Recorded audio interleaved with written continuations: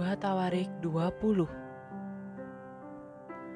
Kemenangan atas Moab dan Amon. Akhir pemerintahan Yosafat. Setelah itu, Bani Moab dan Bani Amon datang berperang melawan Yosafat bersama-sama sepasukan orang Munim. Datanglah orang memberitahukan Yosafat, "Suatu laskar yang besar datang dari seberang laut Asin dari Edom menyerang tuanku. Sekarang mereka di Hazezon Tamar, yakni En-Gedi." Yosafat menjadi takut, lalu mengambil keputusan untuk mencari Tuhan. Ia menyerukan kepada seluruh Yehuda supaya berpuasa, dan Yehuda berkumpul untuk meminta pertolongan daripada Tuhan. Mereka datang dari semua kota di Yehuda untuk mencari Tuhan. Lalu Yosafat berdiri di tengah-tengah jemaah Yehuda dan Yerusalem di rumah Tuhan, di muka pelataran yang baru, dan berkata, "Ya Tuhan, Allah nenek moyang kami, bukankah Engkau Allah di dalam surga? Bukankah Engkau memerintah atas segenap kerajaan bangsa? Kuasa dan keperkasaan ada di dalam tangan-Mu, sehingga tidak ada orang yang dapat bertahan melawan Engkau. Bukankah Engkau Allah kami yang menghalau penduduk tanah ini dari depan umat-Mu Israel dan memberikannya kepada keturunan Abraham sahabat-Mu itu untuk selama-lamanya?" Lalu mereka mendiami tanah itu dan mendirikan bagi-Mu tempat kudus untuk nama-Mu. Kata mereka, "Bila sesuatu malapetaka menimpa kami, yakni pedang, penghukuman, penyakit sampar, atau kelaparan, kami akan berdiri di muka rumah ini di hadapan-Mu, karena nama-Mu tinggal di dalam rumah ini. Dan kami akan berseru kepadamu di dalam kesesakan kami, sampai Engkau mendengar dan menyelamatkan kami. Sekarang lihatlah, Bani Amon dan Moab dan orang-orang dari pegunungan Seir ini. Ketika orang Israel datang dari tanah Mesir, Engkau melarang mereka memasuki negerinya. Oleh sebab itu mereka menjauhinya dan tidak memusnahkannya. Lihatlah, sebagai pembalasan mereka datang mengusir kami dari tanah milik yang telah Engkau wariskan kepada kami. Ya Allah kami, tidakkah Engkau akan menghukum mereka? Karena kami tidak mempunyai kekuatan untuk menghadapi laskar yang besar ini yang datang menyerang kami. Kami tidak tahu apa yang harus kami lakukan, tetapi mata kami tertuju kepadamu." Sementara itu, seluruh Yehuda berdiri di hadapan Tuhan, juga segenap keluarga mereka dengan istri dan anak-anak mereka.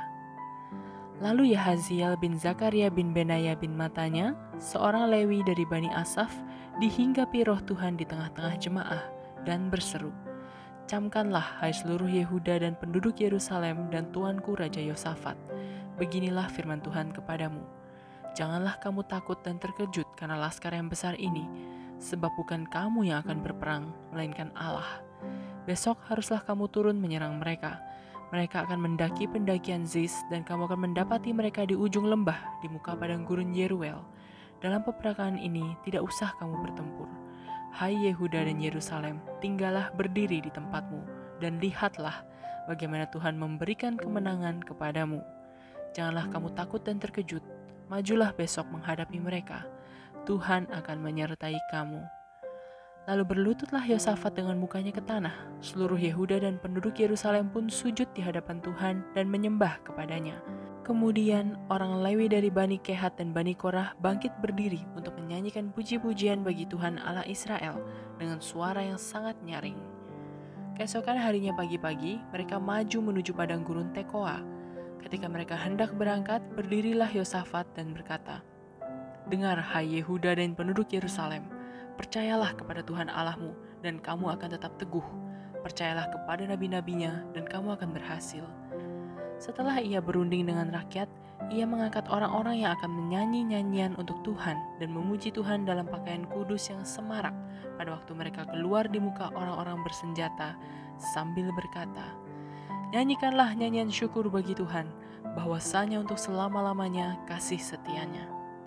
Ketika mereka mulai bersorak-sorai dan menyanyikan nyanyian pujian, dibuat Tuhanlah penghadangan terhadap Bani Amon dan Moab, dan orang-orang dari pegunungan Seir yang hendak menyerang Yehuda, sehingga mereka terpukul kalah.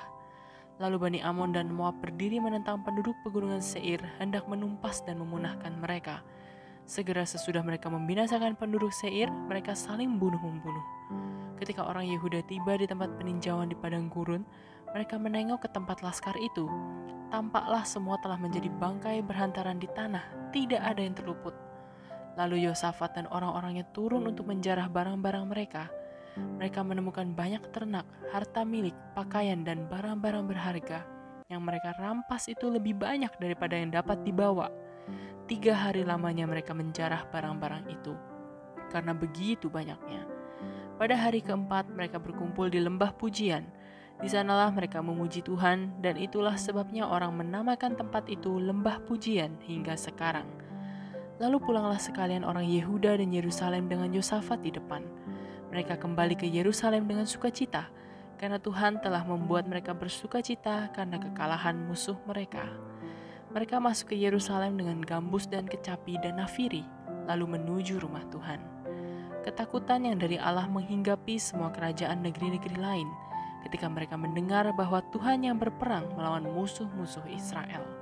Dan kerajaan Yosafat amanlah, karena Allahnya mengaruniakan keamanan kepadanya di segala penjuru. Yosafat memerintah atas Yehuda. Ia berumur 35 tahun pada waktu ia menjadi raja, dan 25 tahun lamanya ia memerintah di Yerusalem.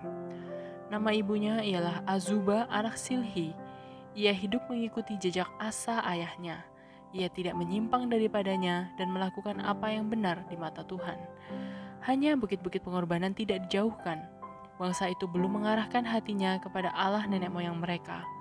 Selebihnya dari riwayat Yosafat dari awal sampai akhir, sesungguhnya semuanya itu tertulis di dalam riwayat Yehu bin Hanani yang tercantum di dalam kitab Raja-Raja Israel. Kemudian Yosafat Raja Yehuda bersekutu dengan Ahazia Raja Israel yang fasik perbuatannya. Ia bersekutu dengan Ahazia untuk membuat kapal-kapal yang dapat berlayar ke Tarsis. Kapal-kapal itu dibuat mereka di Ezion Geber, tetapi Eliezer bin Dodawa dari Maresa bernubuat terhadap Yosafat. Katanya, "Karena engkau bersekutu dengan Ahazia, maka Tuhan akan merobohkan pekerjaanmu." Lalu kapal-kapal itu pecah dan tak dapat berlayar ke Tarsis. 2 Tawarik 21. Kemudian Yosafat mendapat perhentian bersama-sama dengan nenek moyangnya, dan ia dikuburkan di samping nenek moyangnya di kota Daud. Maka Yoram anaknya menjadi raja menggantikan dia. Raja Yoram.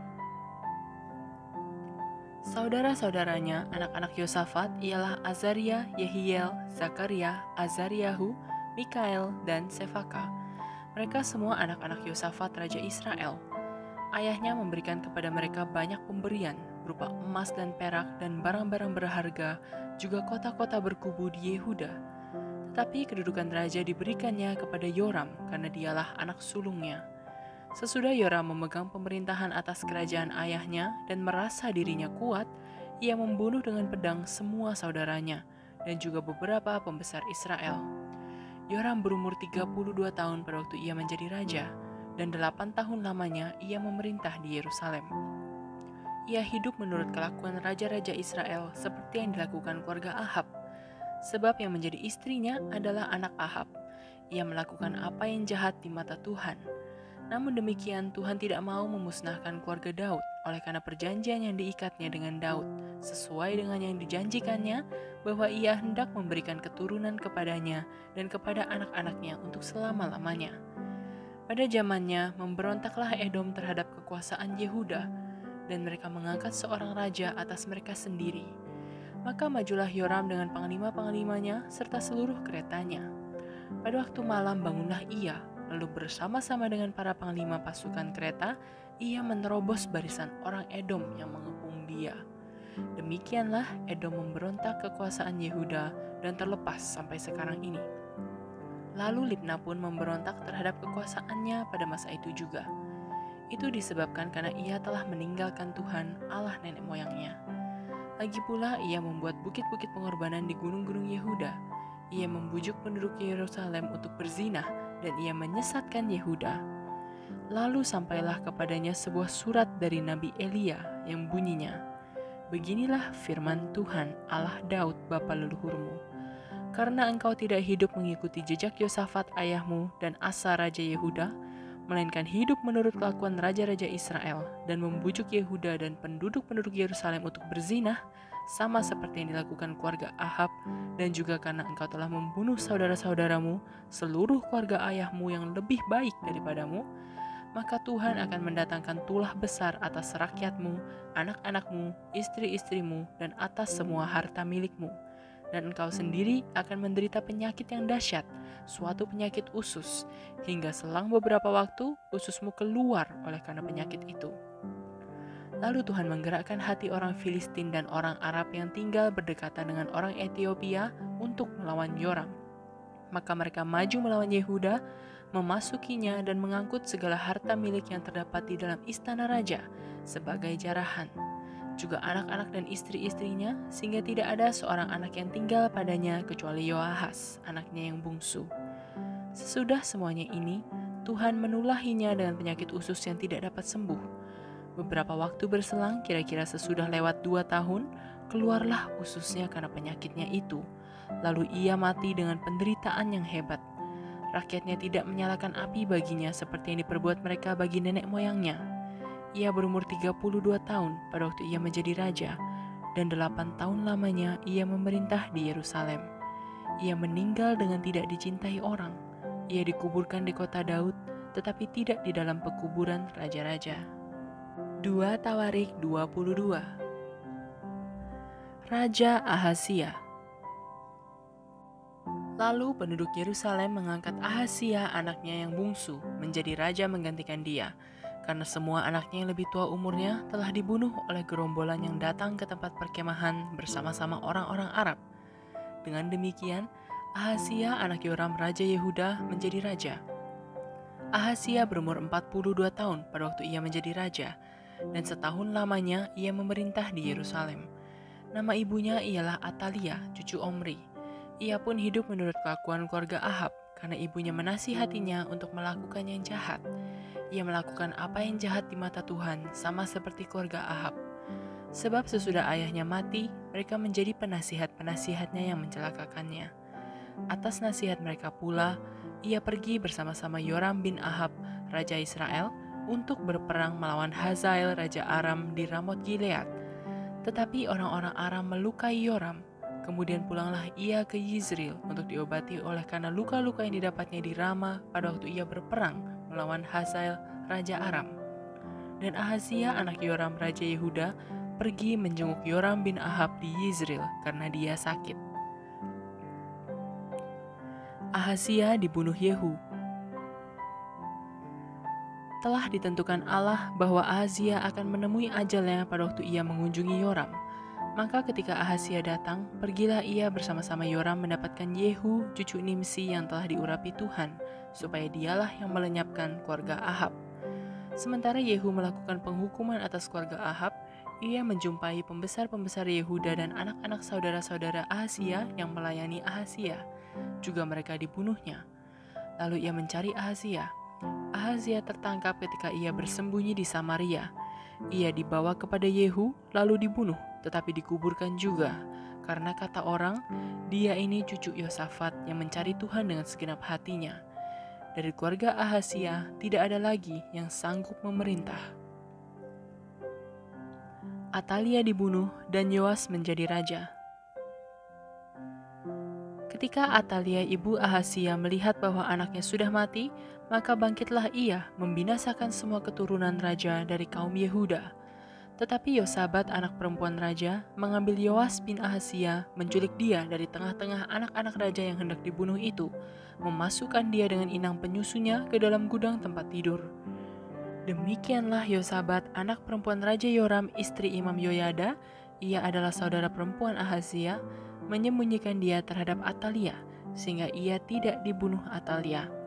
Maka tinggallah Yoas 6 tahun lamanya bersama-sama mereka dengan bersembunyi di rumah Allah, sementara Atalia memerintah negeri.